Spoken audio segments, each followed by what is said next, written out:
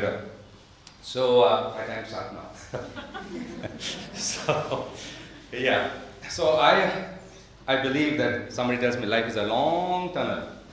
Somebody says life is full of tunnels, right? And the light at the end of the tunnel is a beacon of hope. I think we've all talked about this, but I'm going to take a radically different view. And I'm going to sort of change our way of thinking, or rather thinking out of the box, or rather out of the tunnel in this case. So what I'm trying to put to you is that light actually a mirage? Is that light that I'm running towards, is that really a oncoming speeding train? So should I be really running towards this? So I'm going to change the focus from the light to the tunnel. Ah, that's good. So there is a condition called glaucoma, medical condition, where there is a term called tunnel vision. So what happens with glaucoma is the pressure in the eye is up, the optic nerve gets damaged, and the field of vision starts getting smaller, smaller, smaller, smaller. Finally, in the end, there is a tunnel vision, and the person is seeing through through a tunnel. So there is no tunnel, there is tunnel vision. There is no tunnel, there is tunnel vision. So let us assume that in metaphorical terms, that the tunnel can be an illusion. So keep the focus on the light, but can we do something about the tunnel? So I said, okay, let me see. I kind of created this kind of model, and I said, well, what creates the adverse situation? It could be multiple factors. So let's say that there's a fear of the unknown. There are some preconceived notions. There are socio-economic factors. There are health factors, geopolitical factors. So we can put as many factors as we want into this. And that is what is creating this adverse solution, and there is something that is giving you the light in the end of the tunnel, giving you some hope. So rather than focusing on that light at the end of the tunnel, if you focus on this tunnel and start decimating all these factors one by one, the tunnel should disappear, disintegrate, and light should just rush in from all directions. Hallelujah. Well, theory. So the question is that it's nice, but can this model work in real life? I said, why not? Why not? So listen to my story attentively, and I can show you how this model is applicable for you and me. So let me start with my story in 1990. My wife, Dr. Nalima, my 14-month-old daughter, Pooja, and I, three of us land up in the Soviet Union, USSR, 1990. Right bang in the middle of glasnost, perestroika, Gorbachev trying to stitch his country together.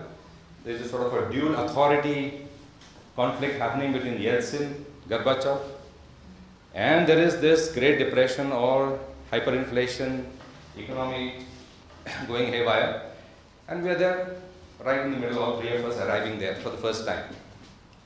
Now everybody thought we were crazy, they told us we were crazy, and I said, sure, we are crazy, but we are not going back, we're going to stay here. Okay? So now let me apply the tunnel situation. So it's a good way to assess where you are, this adverse situation. So we said, okay, there is a fear of unknown. Obviously it's unknown, there is a fear of unknown, but our attitude was very, very positive. It was always positive. There was no doubt about it. Otherwise we would not have been there. We did have some preconceived notions. We were told that these communists are very dangerous. They're all like Stalins. They're cruel, and they're very cold, right? And the KGB is always watching you, like they didn't have anything better to do. You know, they're all watching us, you know. And we felt very important. Sure, KGB will watch us, you know. So, and then that the people are very scared. They don't stop for foreigners. All kind of preconceived, which created a bias. Of course, I told you about the socio-economic hyperinflation, ridiculous. 300% a year, 2% a day, it was going crazy. The geopolitical situations breaking up, and of course, we were concerned that how are we going to learn to face the harsh Russian winter? You know, because our health was definitely a concern of ours. So, to add to all this, when we arrived, I was told that the institute that I wanted to train in, it is a very prestigious institute, one of the best in the world even today, the Fyodorov Institute of Eye Microsurgery. They said that now, since 1985, in 5 years, we are not allowing any foreigner that has come like us through the medical council, through the government, through a scholarship, through the merit. We are just talking about money. You pay the astronomical fee, and you're in. You don't get a chance here. I said that's not right. That's unfair. Legally, ethically, morally, you're supposed to welcome me and not only take money from me, you're supposed to pay me the stipend as agreed. They said, oh no, which world are you living in? That's all changed now. Soviet Union is not like it before. We said, I don't care because, well, I'm here, this is what we've been sent for. And is there a light at the end of the tunnel? They said, yeah, maybe, but I don't think it's going to work. I said, well, tell me. He says, hey, if you talk to the dean and the dean agrees, that's one way of pushing me. Talk to the dean, if the dean agrees, then it's fine. So I said, sure, I can do that. So after our classes, Russian class, language class, I would change 2 buses, go to the dean's office, and wait, reading a book, asking for the audience, and obviously the dean looked at me, who's this crazy guy over here? They used to do some whispering. Never saw me, days and back. No, but go home, come back next day, turn up every day like a bad one, persistently. So of course, that was the light of the tunnel, but the situation was still there. Also I'm the stubborn one, but my wife is the clever one. Okay? So she says, excuse me, how long are you going to do this? Because we're going to do something about the situation here. So I said, what? She said, let's see what we can do about this situation and improve our situation over here. We got to live, we got to survive. I said, okay. So what do you suggest? He said, I have a very simple, she has a fantastic attitude and she always loves people. So she said, I'm going to start talking to the people. We made friends with the neighbors. We made friends, talked to our teachers, and we found that, these are not these commies, so-called, all they're just nice people. And every time they said that they're from India, they said, oh, Kakash, so wonderful, from India, it's the land of dreams. One child came and, put on the tug on my Dr. Nilifa's salwar kameez and said, is it true that in India, you can buy bananas without standing in a queue? I said, yeah, sure, you don't have to stand in a queue to buy bananas. So I said, oh my God, I can't imagine. You can buy bananas without standing in a queue? That was the ultimate sort of, they had, and what a beautiful country you have, India. And I think that was what really got us going. And we started saying, okay, we started bhajans and singing, music, nothing like it. So, the Russians would come, they would sing. And I said, okay, I must learn some Russian songs, very, very hardcore traditional Russian songs. Poets like Bulat Akujava. Течешь, как в река, страннее название, и прозрачен асфальт, как в реке вода. Jai Jai Jai Gananayaka, Jai Jai Vigna Vinashaka, Jai Shubha Mangaladayaka, Vidya Buddhi Pradayaka. Арбат мой, Арбат, и мое призвание, и радость моя, и моя беда. Арбат мой, Арбат, и моя... You get that? You get the idea? Okay? So it's a sort of mixing of cultures, having so beautifully done. And that was actually the reality. And then through our circle, through our friends, who should appear but Mary Poppins, with an umbrella and all. Of course, she was called Olga Babilova, but to us she was Mary Poppins because these were these 2 doctors from Russia and they have this 14-year-old daughter and they need help. That's all. She was a PhD and her thesis was Tibetan culture. She had lived in Calcutta for 3 years. She knew our traditions and fluent English, and she took not just puja but all 3 of us under her wing. And she said, this is how you dress for weather. This is where you shop. This is what you buy in the government shops. This is what you buy in the open market. So we could actually get more bang for the buck. And after that, situation did not change very much. But, click. Yeah. The tunnel moved to a better place. Kremlin, Moscow, things were looking much more better there. But I knew that one day we were going to decimate this tunnel also. So, just to give an example, as I said, my wife is very smart. Now we would all get coupons or allowance for food, for vodka, for cigarettes. The moment you turn 13, the government will give you these. Can you imagine? So she would keep that and give it to her friends or exchange it for food. And again, we got to sort of learn to survive. So those survival techniques is what really got us there. And I could see this institute, this year thing, but you know, what I do. Then one day the dean, finally out of frustration actually, calls me in and said, of course, in my broken Russian I was trying to explain, I was trying to show her what kind of passion I have and how much, I'd love to be an institute and how much I would be an asset to the institute and all that, but it's so difficult to, sing in Russian, even if I could. So she said, what's your problem? You seem to be, very annoying. You come here sit every day and all that. And what's really your problem? I could explain it. Then I said, look, I don't care. I think I have to work with the institute. You have promised me, and it is a premier institute. Otherwise, I'm going back to India. This India, why are you going back to India? Why are you going to India? I said, I'm from India. She said, oh, you're from India? Again, Kakrasho, how wonderful. You're from India. And then she did something whispered and says, all right, so the training starts tomorrow. That's it, just like that. And so I couldn't believe myself, pinched myself. I said, yeah, training starts tomorrow. And then gone, tunnel gone. No more tunnel. Every factor is dissipated, and suddenly we are out of the tunnel. It was that simple. And I went out, first I was very serious. I went out and did my dance and said, yes, I'm in. After that, the next morning, Professor Fedorov himself had a student. So when he met me, he was telling all his students, look at this person from India. It's from all the study from India. We should be going to India to study.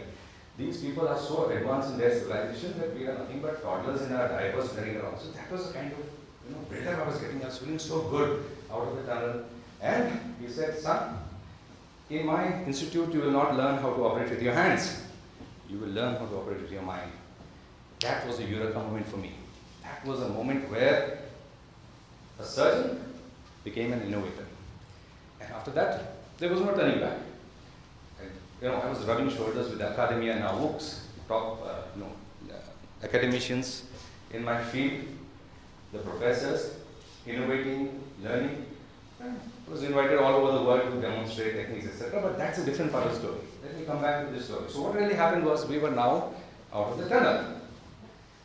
And I don't know which one is working, but anyway, we saw history in the making. Then we suddenly saw, okay, Americanization, there was Pizza Hut, McDonald's. In fact, Gorbachev himself, the president of the country, featured an ad, a video ad of Pizza Hut. So it's amazing how this country was sort of hungry for democracy or just for a change. And we experienced the real benefits of socialism under the Soviet regime. My daughter grew up watching ballets. There were puppet theaters for children. There were operas, circuses, symphonies. So culturally that was really, really wonderful. And we could travel far and wide. So what about the tunnel? So there was really no tunnel. The families were enjoying themselves, no tunnels, fine. 1991, August. Tunnel appeared again. But this time it was more, our tunnel was small, 1991, August. So we were living in a place called near the metro Dobroninskaya. Dobroninskaya, Oktyabrskaya, Park Bulturi. And that Park Bulturi was the metro for Gorky's Park. Very, very famous park. And Pooja loved to play over there, she used to go there. It was a nice, huge park, a lot of activities, adventure park. And we used to follow the Moskva down to Gorky's Park and listen to the wind of change.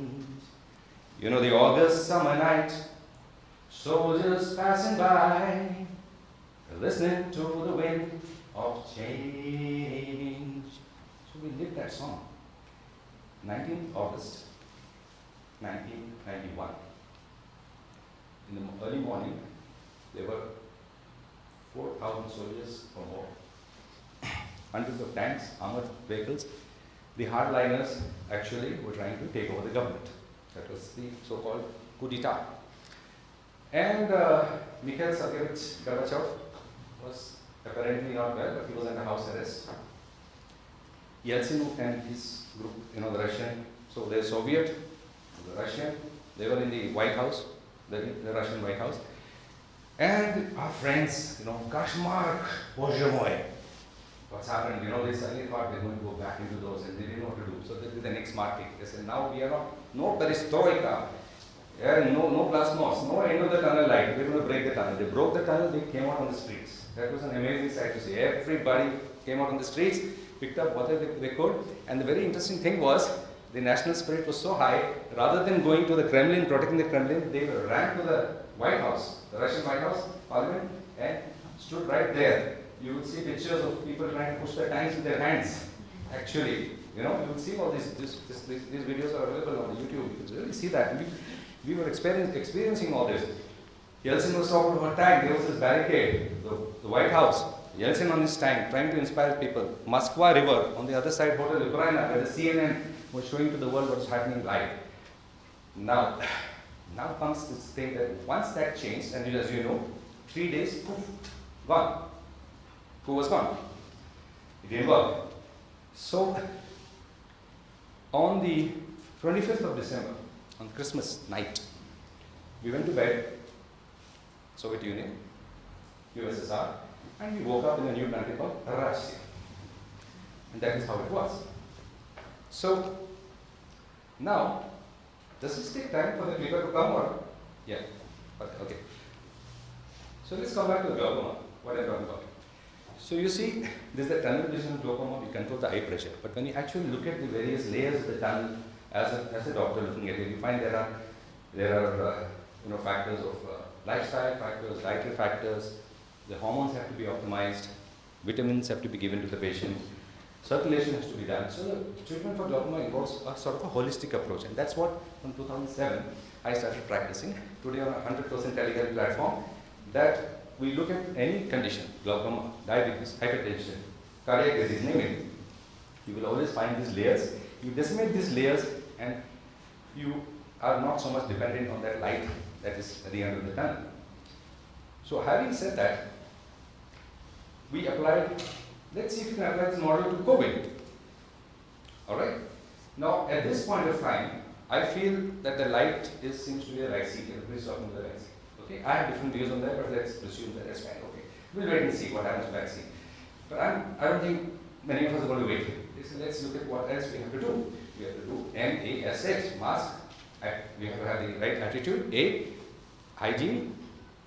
S, social distancing and hygiene. That's all we need to do. And we disseminated this. So it's that simple. And get over the fear. There's no other way. No other counseling. You have to get over the fear. I'm so glad that we're doing this kind of a blended mode because we have to get rid of the fear.